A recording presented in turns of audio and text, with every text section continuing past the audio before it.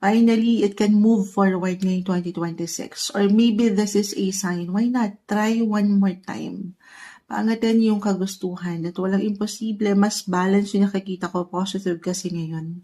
Or yun yung pinaka-advice, you just have to stay optimistic sa iyong buhay, career, or sa mga goals mo pa na nais mong mapaangat ngayong taon. Parang nagiging mabagal lang, wala namang perfect or smooth lagi yung daan or pwede yung pagdaanan. Pagtitiwala lamang po sa proseso at kayo po ay merong progreso. Okay, actually. Lalo pa kung i-compare nyo, okay, nitong mga nakalipas na buwan, yung ilang pinagdaanan nyo sa inyong buhay paggawa, pera, this time mas maaaring merong improvements, makaramdam kayo ng improvement or even development sa career. Or kung saan kayo kumikita, merong tatag. Kasi nga, mas aangat din po ngayon yung business, productivity, blessing of work. Pisces, kayo na yan, umangat kayo. Kayo mismo, nasa inyong swerte.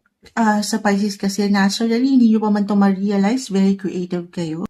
Mapamaraan, madiskarte, gamitin nyo yan, patuloy nyo paangatin yan kasi yan yung maaring magdala sa inyo sa higit nyong ikatatagumpay.